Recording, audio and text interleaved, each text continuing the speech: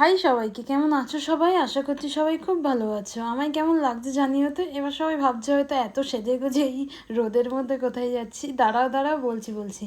আজকে আমরা যে কলকা ক্লাসটা করছিলাম তার তার সার্টিফিকেট এবং তার সাথে দাদা ইনভাইটও করেছে সব স্টুডেন্টদেরকে, যারা 1 বছরে দাদার কাছে সবাই কলকা শিখেছে, তাই সেখানেই যাচ্ছি। আর এই ওয়েদারটা ক্যাপচার না করে থাকতে পারলাম না, এত সুন্দর লাগছিল।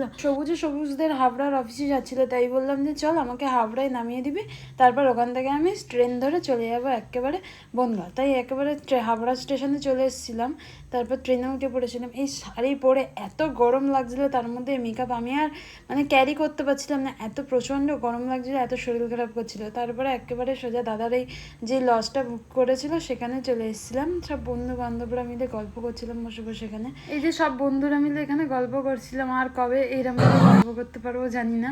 আর তার মধ্যেই ডান্স শুরু করে দিয়েছিল সবাই মিলে, এত পরিমাণে ডান্স করেছে। আর আমি শুধু সবার ভিডিও করেছি, কারণ সবাই বলছে আমায় ভিডিও করে দাও, আমায় ভিডিও করে দাও, আমি তাই করছিলাম। তারপরে এখানে আমরা ফুচকা খেতে এসেছি, ফুচকায় ভিড় দেখেছো? গার্লস থাকলে আর ফুচকা শেষই হয়ে যাবে। কাকুর তো অবস্থা খারাপ হয়ে গেছে, 30 মিনিটে মাত্র আমি 2টো ফুচকা খেতে পেরেছি, 30 মিনিট ধরে দাঁড়িয়ে। সবাইকে চান্স দিতে হবে, তাই 2টো খেয়েই সরে গেছি।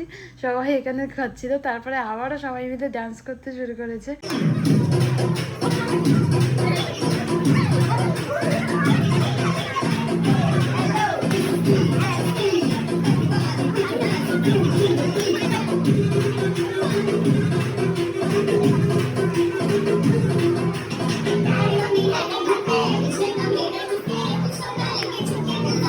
আমার এই ডান্সটা বেশ ভালো লেগেছিলো। তারপর এখানে আমি আয়নার সামনে দাঁড়িয়ে কেতদানি মারছিলাম, আমায় কেমন লাগছে কমেন্টে অবশ্যই জানিও।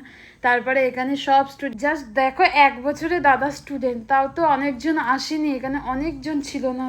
1 বছরে এতগুলো স্টুডেন্ট, ভাবা যায় বলো? তারপর সবাই মিলে এখানে সবাই মিলে ডান্স করবো, আর দাদা ভেতর থেকে আসবে, দিয়ে দাদাকে টেনে এনে ডান্স করবো, তাই করছিলাম। সবাই মিলে খুব এনজয় করেছি দিনটা। তারপরে দাদার এই বক্তব্যটা শুনে তারপর কেক কাটার জন্য যতগুলো স্টুডেন্ট কেক এনেছিল সেগুলো সব বের করে করে একটা একটা করে সাজানো হচ্ছিল। একটাতে ছিল কলকা করা।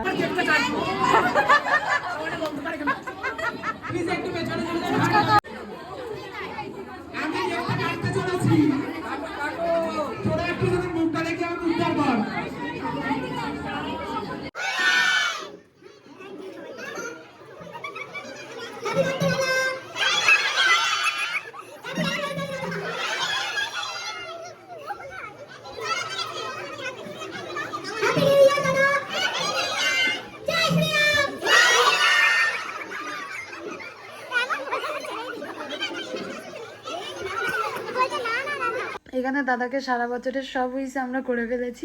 তারপর দাদার মাকে কিছু বলার জন্য বললো, দাদার মা তো ছেলের ব্যাপারেই হাজার একটা করে কথা বলে ফেললো। তারপর আরও একটা কেক কাটা হলো।